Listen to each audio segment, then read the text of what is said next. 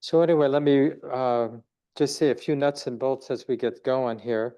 I should have said this at the beginning, but for folks in the room, always be aware of security. So we leave valuables here. You can bring them right in the room. Don't leave them in the lobby. And don't leave anything in your car that's within sight. Sometimes, not that often, but a couple times a year, we'll have a car break-in if somebody has something that looks of value. So we want to prevent that as much as we can. And I want to thank the program hosts tonight. We have Julie and Hannah and Charlie, and Chuck is going to train them how to close up at the end. And we have Nick and John who are going to take care of technology for the course. I really appreciate, can't really do this, and that allows our Zoom community to be here. And sorry about missing the guided meditation. Silence is good too. It could have been better than what I said. We have to sort of, now we have a perfect control study. It's like those of you in the room heard the instructions and those online didn't. And so we'll just see how many arahats, how many fully awakened beings, and whether they're the in-person crowd or the Zoom crowd. There are a few other just technical things here. Oh, yeah, and there's probably a couple people who are new to the Buddhist studies, so I just want to say something. It's about a 6-year curriculum, and there's not actually a beginning or an end. This is one of those things we've been repeating. I think it started in the late 1990s. And like I said, there's about 6 years of courses, and then I just start over again. And now, more recently, Shelley and I have been teaching it, taking turns mostly. And we're just looking at the maps the Buddha used in his 45 years of teaching. And a lot of them fall in this category they call wings of awakening. And, there's 4 foundations of mindfulness are there, and the 5 hindrances are there, and the 5 faculties are there. And and then we have some things that aren't actually included in that, like we study cultivating wholesome relationships and look at the Buddhist teachings about living in harmony with others, and many other things. What we've never done is had a course on the gradual teachings, even though I think, in 30 or more of the discourses, the Buddha is talking about, sometimes it's translated as gradual, sometimes graduated teachings, where the Buddha is talking about this sort of natural development. And those of you who've been sort of studying and practicing for a while know that the Buddha often talks and encourages us to experience things in this conditional way. Like when there's this, there's that. Without this, there's not that. When this arises, then that comes to be. If this doesn't come to be, then that's not going to come to be. So just that lawful relationship where if they're supporting causes and something happens. And so this is a way of thinking about that just in terms of spiritual deepening. And so you might imagine the first thing we need to do is we need to hear something out of the box, in a sense. Because one of the things we'll experience when we start paying attention more carefully to our lives is we are trapped. We are in an oppressive situation, because it's really hard for me to get out of the conditioned ways that my mind thinks. Like even if I want to think in a different way, the only resources I have are the way that I currently think, right? So I might create something that looks new, but it's basically the same stuff because I'm using the same set of Legos. And there's only so much you can do with that particular box of Legos. So in the Buddhist tradition, one of the reasons that the Buddha is so highly revered, and remember, the Buddha didn't say he was the only Buddha, but, periodically, somebody has the capacity to do what this historic person did, which is to have an experience that's out of the box, right? To not be limited by the conditioning of their mind. So the Buddha came to understand something that was sort of beyond the limits of his conditioning. And then so we have the advantage, like our awakening process is going to be benefited from having the Buddha's articulation, the pointing out instructions, like how to practice. So for us, because we don't have to do it on our own like the Buddha did, the start of our practice is to hear the teachings. And I thought it would be nice tonight just to take some time, it would be nice, and I would encourage you to do this this week or next week. One of the things we always do in Buddhist studies is we have small groups every other week. So week 2 and week 4, we'll have small groups, including those of you online. And just as a reminder for people who are new, this is not optional. Of course, you can always pass when you're in your small group. So we'll take the last 20 minutes next week and also on week 4, and we'll go into groups of 3 or 4, either online or here in the room, or here in the building rather. And so you might want to share then this, like how you heard, initially something that was out of the box. Was it a book you read, a conversation you had, a talk you heard or listened to? And you can reflect now, but you might need to give yourself some time, like what really drew you in? Because this isn't easy, what we're doing. So something drew us in. What was that? What sparked that intuition, that spiritual intuition, inclination to look within? What was it?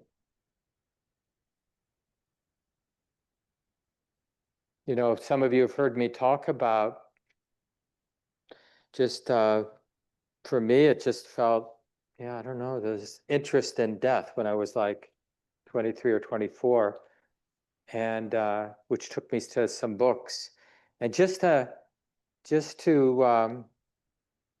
read these books, I mean, a lot of them were ancient texts, that just the quality of curiosity and just like being out there. One of the early books I read was, some of you maybe have read a translation of the Tibetan Book of the Dead, which is really a meditation manual, even though it's often chanted in the Tibetan Buddhist tradition to people who are in the dying process. But it's really a map of the mind. And just, not that I even understood it at the time, but just that window into a completely different frame of understanding what life is, what life could be. Another thing, and I found it in our library, but it was a different version of this, but this is back in maybe mid-80s. And somebody who was a close friend, and I had been meditating for a few years, but I was just sort of, a little bit eclectic and didn't really know what I was doing. And someone handed me this book, Straight from the Heart. I don't know if anybody's read that book. It's a great book by Ajahn Mahabua, one of the great Thai monks of the last century. He died maybe 5 years ago or so, and hit well into his 90s. And I read it, and it was scary. I mean, I was starting to feel a little bit, like, and by that time I was teaching yoga, and we did meditation in the yoga classes, and I was kind of feeling like I knew what I was doing. And it was just like so over the top for me to read how these monks practiced, and just the life they led, and just the whole spiritual adventure which he lays out in this book. And it both scared me, but I was riveting. It's like it awakened something in me. And I remember, resolving, I should really go see this person.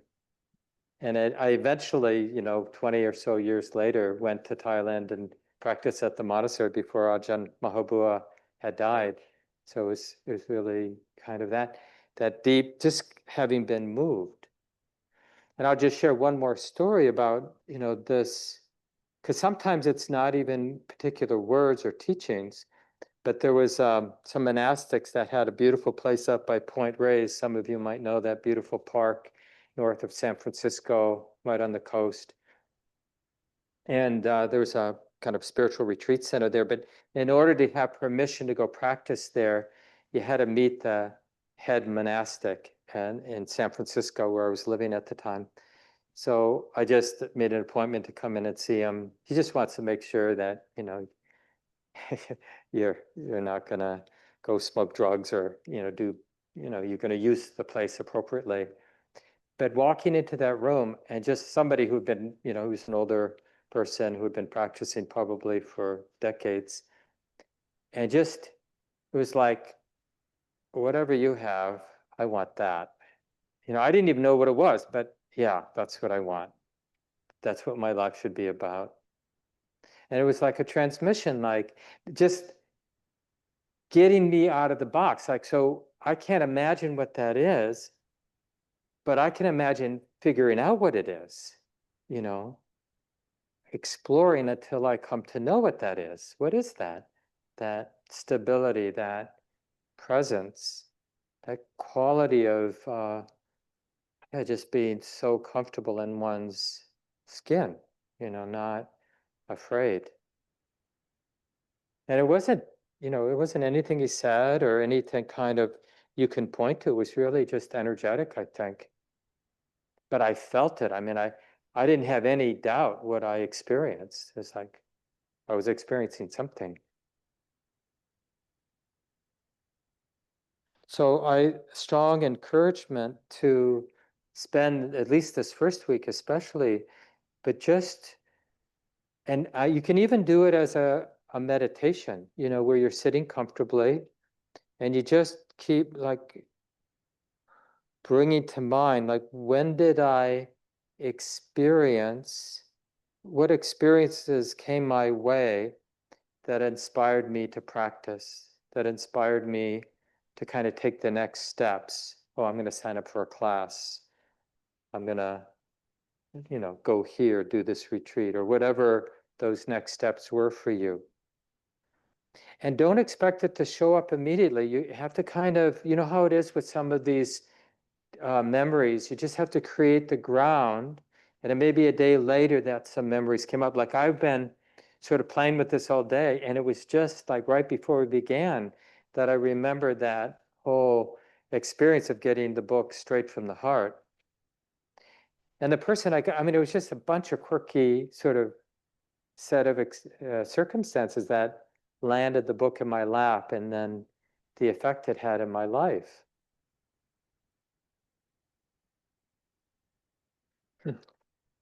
What brought me out to California, this is just another little quirky thing, is, when I first sort of got on fire about meditation, one of the first books I read was Zen Mind, Beginner's Mind. Some of you, I'm sure, have read that book. It's a great book still, many decades later. And I was working in Washington, D.C. at a management consulting firm, trying to pay off my school debts. And it was like, oh, I'm going to go to San Francisco, to the San Francisco Zen Center. It's like, I had to figure out like, how am I going to get to San Francisco? So it was like, I just sort of sat in my mind, and I decided, well, I'll go back to school, in that area, and then I'll go to the San Francisco Zen Center. And so what am I going to do? And it was like, well, I really want to practice, so I need my summers free, or I need time. So I'll be a school teacher, And so that's what I did. I went to the University of California in Berkeley, had a 1 year, not even a whole year. It was just like 10 months or 9 months. Doesn't matter what your degree was in, you get a teaching license at the end. So I did that. It didn't end up staying I went like even before school started, I went immediately to the San Francisco Zen Center, but it just had such a bad feeling. And it was, much later found out, it was that month when all this bad news about Roshi Baker, who was the successor to Suzuki Roshi, a Westerner, and he had some sexual misconduct stuff, came crashing down on the whole community.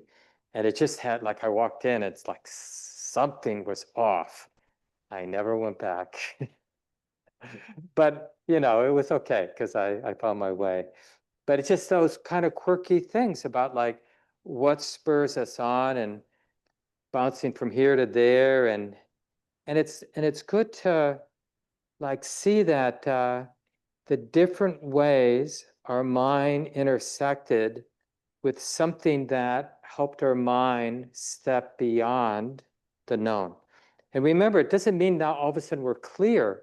It's really more about the humility and the interest that happens with these different things that, come our way, whatever it is. And it will be each of us, it will be different.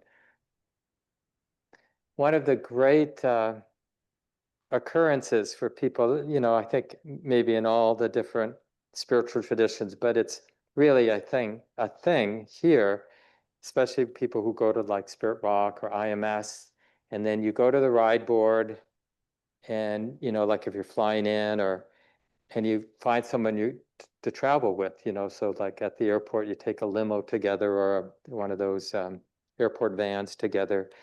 And the kind of conversations we have when you're driving out or driving back to a retreat center with someone, often what people talk about is how I came to the Dharma, how I came to the practice. And it can be really inspiring to hear people's stories. Because often people have a lot of gratitude, and it's sort of a sacred thing, and because it would be very easy to have missed it. I remember, I was a pretty sophisticated person, but it was like when I came upon meditation, it was like, how did I miss this? Because then, once you come upon it, it's like you're hearing about it everywhere. But before, it's like it wasn't on my radar screen at all, even though I was sort of in the vicinity of it. Not, I mean, in hindsight, I realized how much I was in the vicinity of, oh, that's right, this person was doing that. Or, oh, I know about that book. But somehow it never really clicked until something was awakened in my own heart, like this interest, this intuition that, oh yeah, this is really relevant. So anyway, I strong encouragement for everybody to just, you might do it during a walk or during a sitting period or during a lying down on the couch period, but just plant some seeds to remember this Dharma adventure and having an open mind that it might be much longer than you think it is, many lifetimes perhaps. We don't know, right? But just this particular lifetime, right? We should be able to have some sense, and it just can sort of, if you're able to do that, then as you remember some things, try to tune in specifically, go from the story to whatever confidence or interest was born from that experience. Like your first retreat, for example. I remember moments from some of my first silent retreats, and yeah, just the kind of confidence that I can still feel. I mean, it's not different than the confidence I feel now on the path. That sort of started to get born, come alive in these different points in my life, in my history. And it's really good for us to be able to tune in specifically to that confidence. And this is the book that I've linked to. You can actually get a paper copy if you want. It's like, I think it's one of those things, where if you order it on Amazon, they print it as people want to order it. But you have the PDF, so you can just put it on your computer or wherever. And just Lee Brazington, who wrote this, somebody I know, he's offering it freely, of course. So consider going to his website. You can just use his name. You'll find his website. He's got great Dharma stuff on his website, by the way. And leave a donation for his livelihood if you want. It's a nice thing to do. And when you do things like that, don't any amount. It's a part of it is just that circle of dana, of receiving and giving. So if you appreciate the book, then respond in a way that makes sense to you.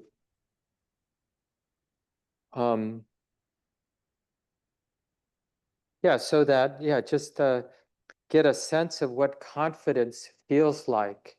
Because, I'm just going to list the sort of curriculum for the class.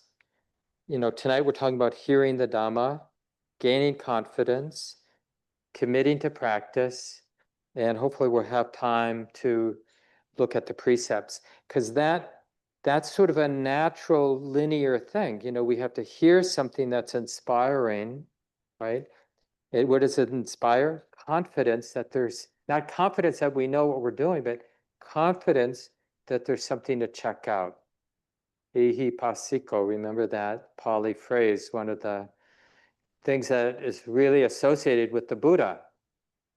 Come and check it out. See for yourself. Is this helpful for you? Is this what you're looking for? Check it out. So that experience of confidence, and then what do we do with that confidence? Can we, because that's another leap in a way where we feel the confidence and then we have to do something about it. So it's like when I first started meditation back in 82 with a kind of bang, because this reflection around death kind of blew my mind open, my heart open. And then I immediately just started meditating. I was kind of on a 3-month backpacking adventure, but reading books and practicing while I was, hiking and backpacking. And as soon as I got back to Washington, D.C., I immediately signed up for a course. There was I think it was in the Trungpa Rinpoche, the Shambhala tradition in Georgetown there, and I took my first course.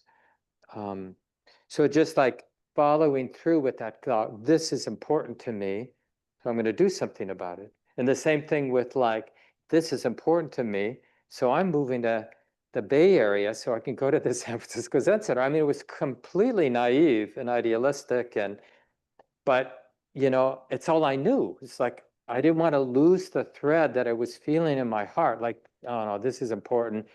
And partly, we should naturally, appropriately be afraid for getting swept away into things that are less important than what's really important. Because it's so easy to get swept away into other things. And then, one thing leads to another, and then it's like that t-shirt, oh, I forgot to have kids. Or, those.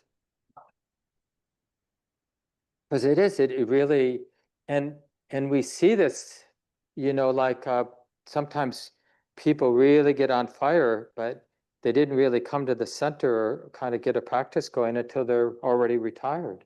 And people, I mean, many people have said to me with a lot of remorse, oh, if only I had started earlier, you know.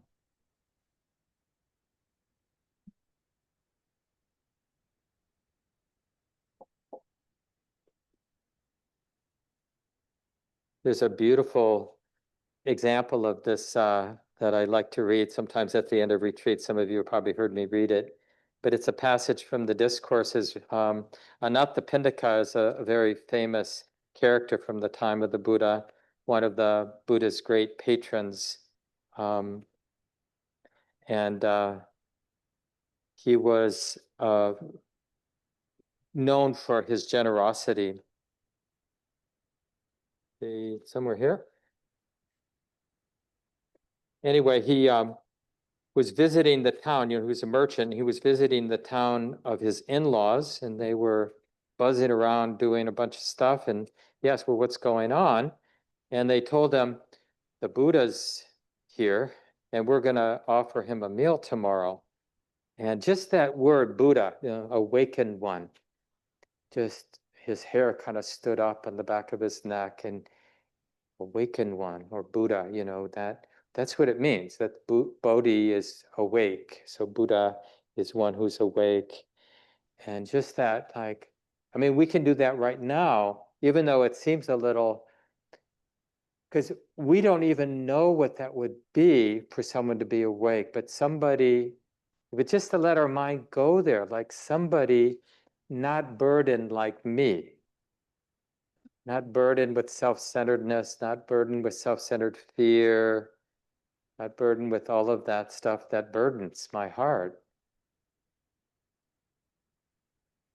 And, just to be willing to let our mind open, not to have the cynicism dominate, but just to like, well, why not? Maybe that's possible.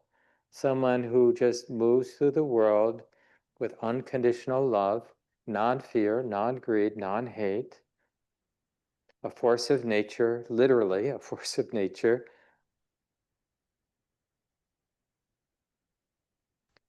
So Anathapindika, couldn't sleep that night. And very early in the morning, he took off to the woods or the forest where the Buddha was. And, walking through the woods was kind of scary. And he was a little bit, tied, his tongue tied. And he didn't really have anything he could say to the Buddha. So he just said, like, how you doing?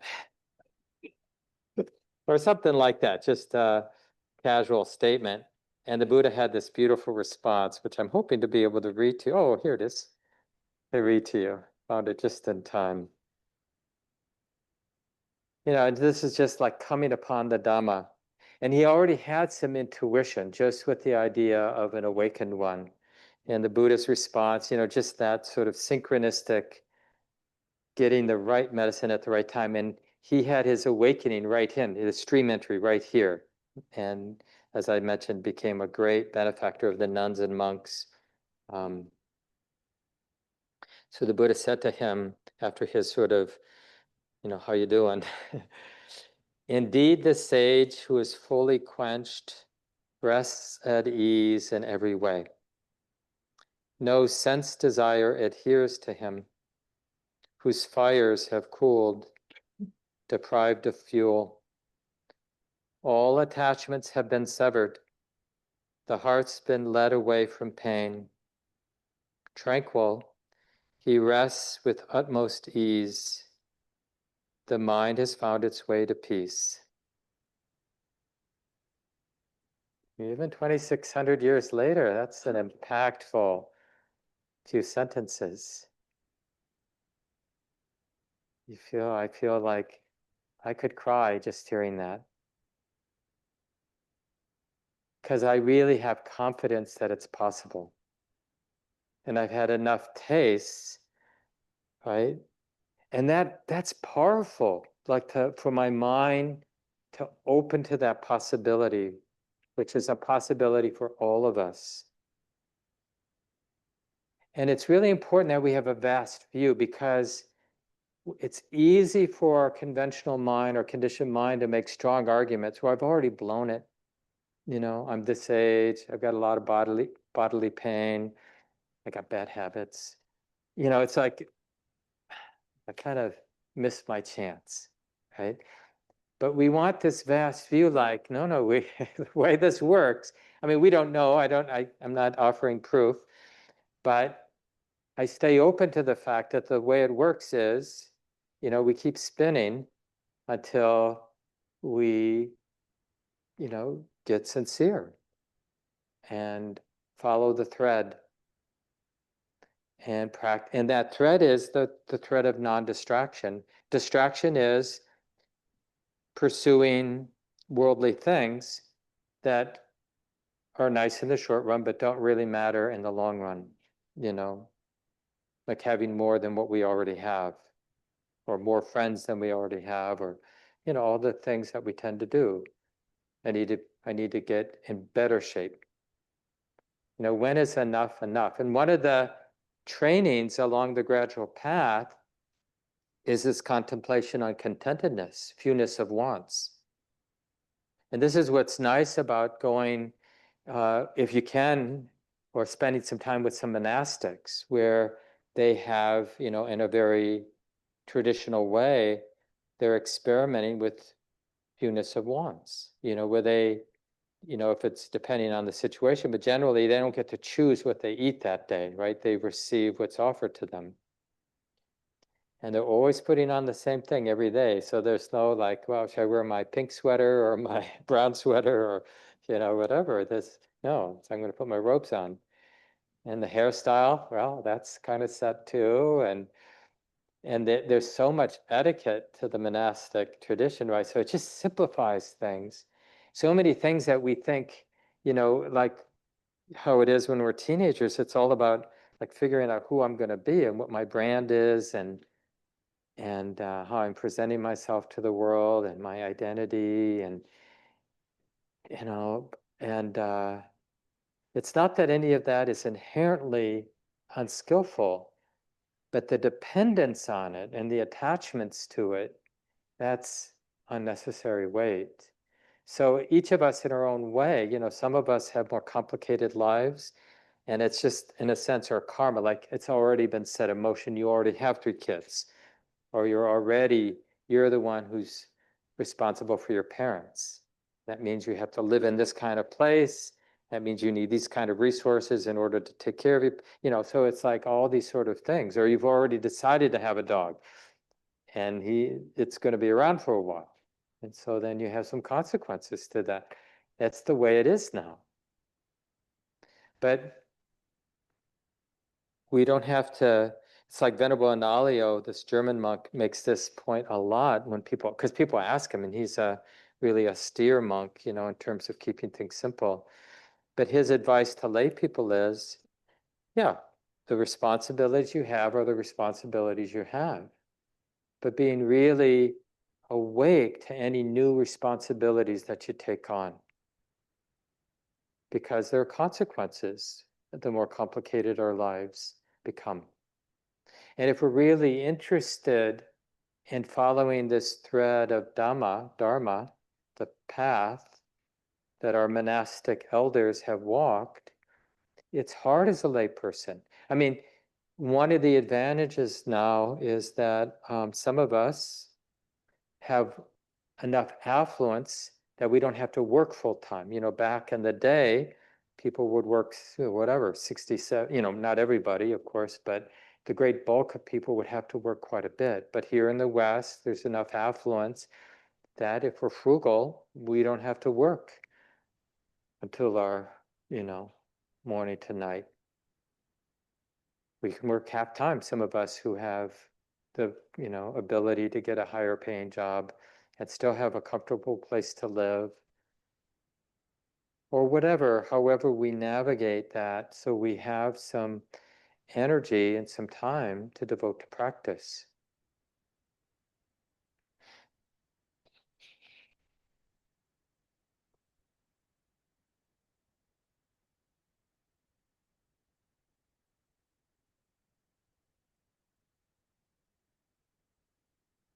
After gaining confidence, there's, as I mentioned, committing to practice.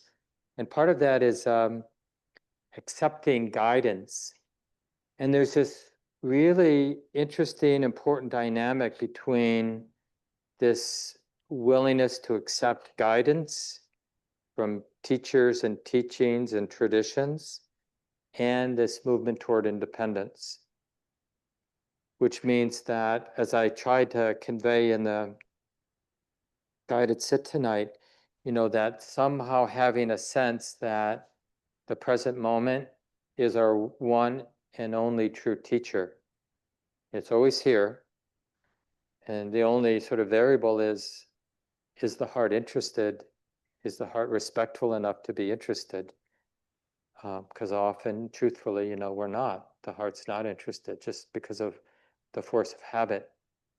But we need teachers and teachings and community, good spiritual friends, to make that transition where we have this independent relationship with our teacher, our true teacher, which is the Dhamma that's here and now.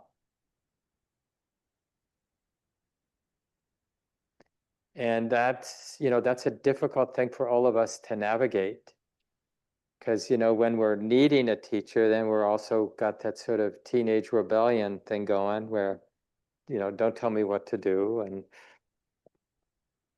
Or we really should be listening to our experience, but we still feel like, oh, I need this acknowledgement from this teacher in the flesh and blood, right? And we keep clinging when we should, have more distance, more space. I tell people sometimes when I'm, doing counseling or one-to-one practice meetings, that you really need to just go somewhere quiet and just do your own practice and not go to a teacher-led retreat sometimes. Because it's really messy, right? Some of you know that, you've done it. And but we learn so much, not because the retreat is perfect. And it could start with just a half a day at home, and then maybe at some point renting a place away from your home for a weekend or something like that. And there's a whole natural process people go through where they basically try to replicate a retreat that they've done, except they're doing it by themselves. But then after enough times, it's like you can really just be with your experience, and it doesn't matter whether it looks like a formal retreat with a teacher and 30 people and sit and walk and sit and walk. But it takes some time to build that confidence that, like my sitting cushion never leaves me, right? My relationship with the present moment is always here. And it's really about our relationship to form. And when we use form, when we use it skillfully, when it's needed, we know how to use it. And when it's not needed, we know how to let it alone, leave it be.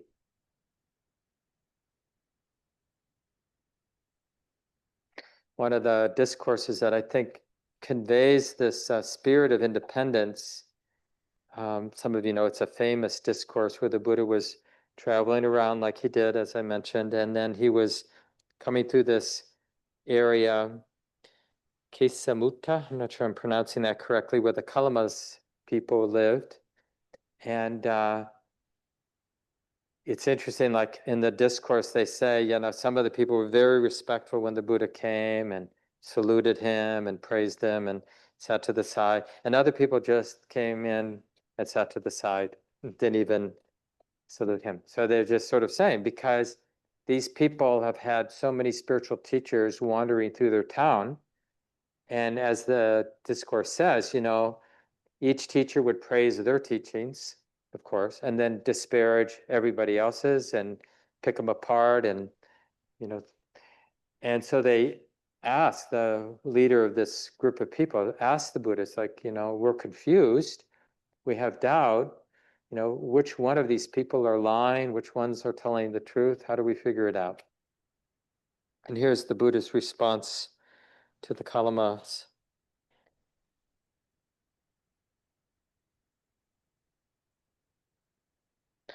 Please, Kalamas, don't go by oral transmission, don't go by lineage, don't go by testament, don't go by scripture, don't rely on logic, don't rely on inference, don't go by reason train of thought, don't go by the acceptance of your own view, don't go by the appearance of competence, and don't think this person is our respected teacher. But when you know for yourselves, these things are unskillful, blameworthy, criticized by sensible people, and when you undertake them, they lead to harm and suffering, then you should give them up. What do you think? Does greed come up in a person for their welfare or harm? Harm, sir. A greedy individual overcome by greed kills living creatures, steals, commits adultery, lies, encourages others to do the same.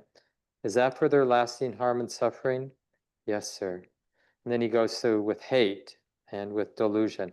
These are the three unwholesome roots. Some of you probably know that,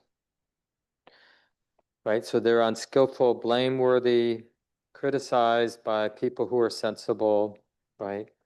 So they should be abandoned. Then he goes the opposite, how about non-greed, which would be generosity and renunciation? How about non-hate, which would be kindness, non-delusion, Well, these things you should acquire and keep them, right? You should align your life with them. And then the Buddha says, so in doing that, you've abandoned the three unwholesome roots and you're cultivating the three wholesome roots. Then the rest of your life you can simply do. And then he gives that morning chant we do here at the center. Some of you know the suffusion with the divine abidings.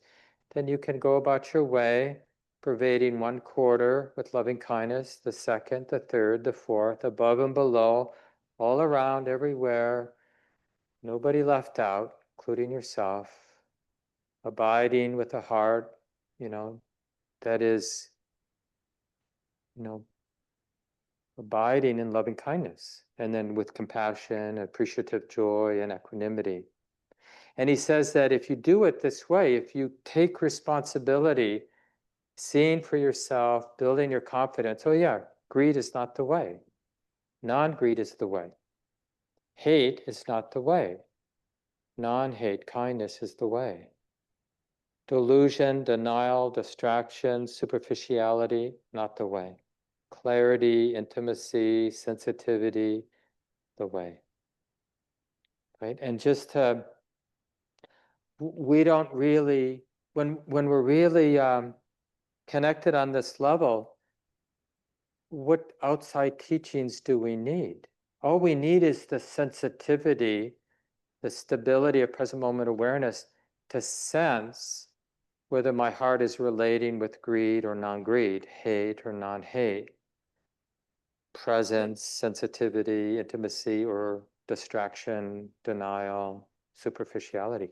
We just need to know that, not to judge ourselves, but when I know that the mind is relating with hate, that I'm going to know also that it's setting emotion, suffering for me, suffering for others. And the knowing of that will be the support for the abandoning of the ill will. We have to feel that this is not the way, and feeling this is not the way is the cause for the letting go. Remember, the Buddha's understanding of his own experience is that it's not a self, it's just nature, right? So if I'm going to abandon ill will, it's not Mark who once and for all or in that moment decides, you know what, I'm done with ill will. No, the letting go of ill will happens naturally, organically. So what is that natural organic process? Feeling the weight of the ill will is the natural cause for its abandonment. Feeling the benefit of kindness is the natural cause for it getting stronger, getting more dominant in the mind, a deeper groove, a deeper habit in the mind. That happens naturally. You and I, as a person, don't cultivate kindness or abandon ill will. You or I align more and more with the stable present moment awareness, and that takes care of the development of what's wholesome and the abandonment of what's unwholesome. And we'll talk more about that next week. But this is why it has to be an independent process, right? Nobody can do this for us. So we have to sort of, it's actually, although it's totally essential that we align with teachers and teachings and supports, it's like a temporary thing. Because what we're really doing is we're uncovering a natural process. Awakening is a natural process, just like somebody recently I saw coined the term samsaraing, so samsara is a verb, right? We're spinning, where greed and hate lead to more greed and hate over and over again. So that's a natural process too, like a whirlpool, it's part of the river, but it's its own thing, right? And that can dissolve, but it also can continue depending on the supporting causes and conditions for a long time. So I'm going to take the last 10 minutes and just introduce the precepts. We won't have time to do them, but I'm going to send an email tomorrow now that everybody's registered, and you'll get besides the main text, Lee Brazenton's book, The Gradual Training, and it's very readable. So I recommend that you get the digital version at least.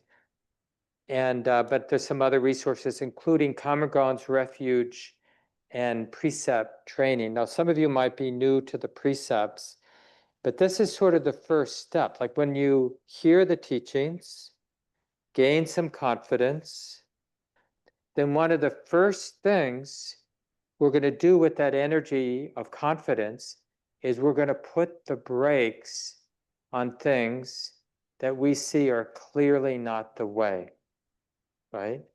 And that's called restraint. This is like the gross end of the practice, the denser end of practice. But it's sort of like a line in the sand, like if we truly have heard something that's moved our heart, that we actually have some confidence, and then we're going to apply that confidence to our lives, right? The first place we're going to apply that confidence is, oh yeah, causing harm, killing living beings is not the way. You know, for me to be able to justify squashing a delicate spider on the windowsill intentionally, right? This is just an example. It's like, what does that lead to? It doesn't lead to where I want to go, you know, because it's a hard feeling to kill an animal or a bug even. Or, you know, all the other ways we cause harm.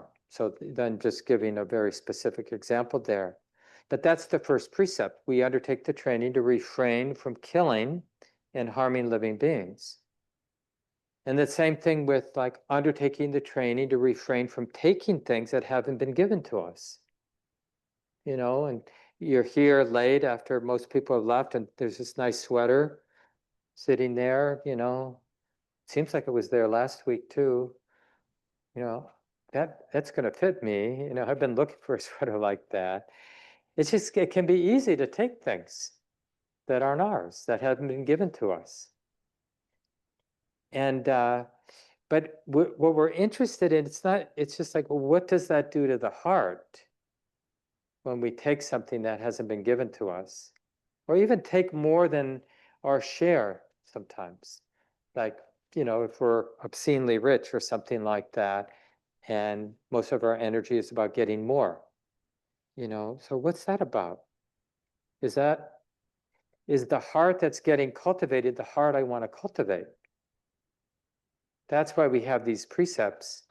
It's not about meeting a particular standard and then I'm golden, right? So wherever you are in terms of training with the precepts around non-harming, around not taking what hasn't been given, they're meant to just illuminate our lives, illuminate places where there's greed and where there's ill will.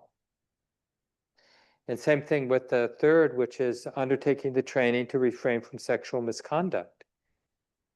Because there's just, you know, obviously, as sexual beings, you know, each of us in our own particular ways, there's just a lot of energy for most of us around or sexual relations and sex generally. And so the Buddha's saying, yeah, you got to pay attention in that part of our lives, because it's really easy to cause harm for ourselves and for others. He's not telling us how to do it. Evidently, I haven't done the history, but you know, people who have studied, it was a very permissive society back then, at the time of the Buddha. So it isn't about being afraid of sex or saying it has to be this way or that way. It's really about understanding that given our conditioning, there's a lot of charge often in this part of our lives. So let's be careful. Just like if you're moving through something where there's a lot of delicate creatures, you're going to walk carefully so that you don't step on the delicate creatures. When I'm walking at night in my house and the lights are off, I'm really careful because I don't know where the cat is. And I have stepped on him, right? So, it's like I just have and I don't want to step on him. And it really, breaks my heart if I were to harm him. So I'm like naturally full of care as I'm creeping around. I even like slide my foot sometimes if I think he's in the vicinity. So I'd bump him instead of stepping on him. But that's just examples, of these places. The fourth one is undertaking the training to refrain from speech that causes harm, like telling, massaging the truth, limiting what we say. So maybe we can justify, oh, it's not a lie, I just didn't say that. But in some way, shading, telling a lie, using harsh tone, or even idle speech can be causing harm, like taking somebody's time they haven't given us because we like hearing the sound of our voice or something. And we like it better when someone else is listening, the sound of our voice. It's like a teacher, maybe. And then the last one is undertaking the training to refrain from intoxicants. Now, this fifth one isn't always there because it's not inherently wrong, the intoxication part. What's wrong is it makes it easier to be careless when the mind is intoxicated. So it's really the carelessness that's the problem. I chose as a young adult to not drink and use recreational drugs after indulging in them as a younger adult. But, and that just made it easy because I kind of have an addictive personality. So it's like, I want to get high when I don't want to just drink one beer. I want to feel high. I like that feeling. So it's just easier to say, no, I'm just going to stop. No alcohol, no marijuana, no other drugs. But that, everyone's got to find their own way. But what I find now, it's like I really have grown to love the clarity of a mind that's not intoxicated. So even if I have a little bit, like sometimes I'll drink a non-alcoholic beer, which isn't truly non-alcoholic, right? There's, I don't know what it is, 0.5% or something like that is the limit for those things. But when you don't have any alcohol, you feel it when you have one of those. I mean, I do. And it's like kind of nice, but it's not what I'm interested in. I have fallen in love with clarity more than that other whatever else we get from the relaxation and softening that we get with drugs and alcohol. But what I'd recommend is to either print yourself a copy of the refuges and precepts, and especially the precepts, and just connect the dots between your experiences of having been inspired by hearing the Dhamma, or however you've encountered it. It could be even within your own intuition, of course. And that feeling of confidence and the translation of the confidence into some application because of course, when we're trying to resolve something like suffering, we're going to go after where we get the biggest bang for the buck. So if we stop killing living beings, if that's part of our action, we'll get the benefit of refraining from that right away. That will be pretty impactful when people drop some habit that has been, strongly unskillful. So it's very natural, like that step from confidence or from inspiration to confidence to application, that it would be on this sort of gross level. Okay, I'm going to clean up my life. And then you've got these 5 training precepts to help sort of illuminate where you might start. And each person, will creatively find, oh yeah, this place I've been a little bit sloppy taking what hasn't been given. Like I've justified cheating my taxes because the US government is, and then we have our litany of what we think the US government is. And so, yeah, it's okay. But, that's also supplying Medicare for people who really need it. And, so anyway, it's just like, it will illuminate some of those places. Okay, what's this really about? And what is it doing to my heart? That's how we know what it's really about. Like, what is its effect here and out there? And now that I have this training precept to illuminate that, to call my attention to it, I can now practice with it, maybe have a different relationship. I can experiment and see what way of relating to this part of my life is onward leading to peace instead of onward leading to contraction. So that's kind of homework for this week, is to begin to look at the precepts in this way. And that's our evening, everyone. So next week we'll have small groups. Everyone's going to be part of the small groups. You can pass, but we're going to sit in groups of 3 or 4 here in the room. And Nick or John will divide the folks up online into groups of 3 or 4 for the last 20 minutes. So, you don't have to plan what you're going to say, but if you're practicing, doing some of the reading, doing some of these reflections that I mentioned, and if something feels valuable, why wouldn't we? It's a generous thing to bring it to the small group and share it with them. If you've learned something about your own process, this is why we have the small groups. I really appreciate everybody showing up for the Buddhist Studies course, this 5-week class, and I look forward to seeing you next Monday night. Have a good week, everybody.